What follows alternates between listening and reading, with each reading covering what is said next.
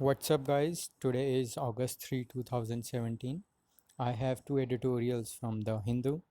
First, Space for a Cut on RBI repo rate cut. Second, contested poll on Venezuela constituent vote. So let's start it.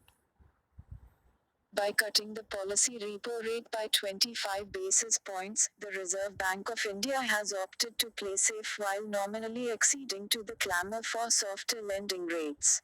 The Monetary Policy Committee's majority decision, one member voted to keep rates unchanged, while another wanted a deeper cut, hinged on its observation that some upside risks to inflation have either reduced or not materialized, opening up some space for accommodation. Specifically, the bi-monthly policy statement refers to the significant slowdown over the past 3 months in core inflation, retail price gains excluding those for food and fuel. It notes that the monsoon has so far been normal, and the initial rollout of GST has been smooth. Yet, the six-member panel has chosen to retain a neutral stance, given that it expects the trajectory of inflation to rise from current lows amid a welter of uncertainties. The fact is deterring a more abidingly benign view for the path that prices are likely to traverse bear repeating, given the inflation targeting remit handed to the MPC. The RBI's statement does just that. A conclusive separation of transitory and structural factors impacting price gains remains elusive. Prices of inflation-sensitive tomatoes and onions are spiking. Pressures may be building that could spur higher animal protein costs for consumers.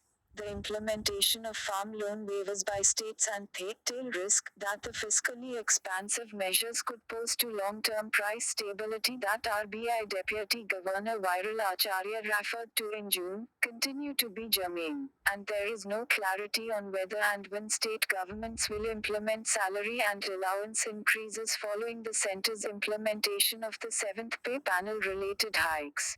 The MPC acknowledges there are moderating forces at work, a second successive normal monsoon that could check food costs and a stable international commodity price outlook that could help keep the inflation trajectory favorable. On economic activity, the RBI has flagged multiple concerns. A poll of business sentiment in the manufacturing sector shows respondents expect a moderation in July-September from the preceding quarter. Also, the high levels of stress that continue to be reflected in the balance sheets of both lenders and corporate borrowers presage the unlikelihood of any uptick in new investment.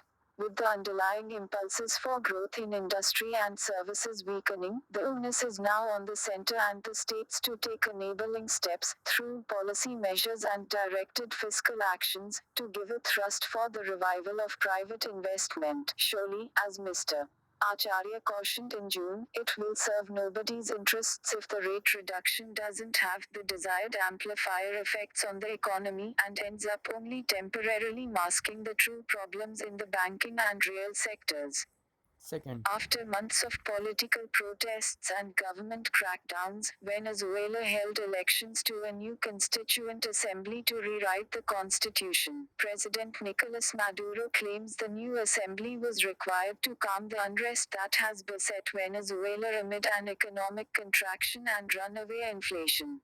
But the opposition boycotted the polls to the assembly, which it says is being convened to overhaul the powers of the elected National Assembly, where the opposition parties enjoy a two-thirds majority after electoral victories in December 2015. The Constituent Assembly was announced by decree by the government. It said that nearly 41.5% of the registered electorate voted in the polls, a figure the opposition contests. The need for a Constituent Assembly to address the crisis seems unclear. Venezuela had last elected one in 1999 following a referendum during former President Hugo Chavez's first term. That vote had overwhelmingly backed a new constituent assembly to enable the transition of Venezuela's political system from the Fourth Republic to the Bolivarian Republic. The creation of the Bolivarian Republic was claimed to be a decisive step away from Pantofismo, a pact among dominant political parties to install a formal liberal democratic order that limited political competition and was seen to rig economic policy in favor of the elite. Among the outcomes of the constitution writing process in 1999 were an extension of the term limit of the presidency, assured representation for marginalized indigenous groups in the National Assembly, and conversion of the bicameral legislature into a unicameral body. President Chavez's redistributionist economic agenda relied heavily on the income generated by the nationalized petroleum industry.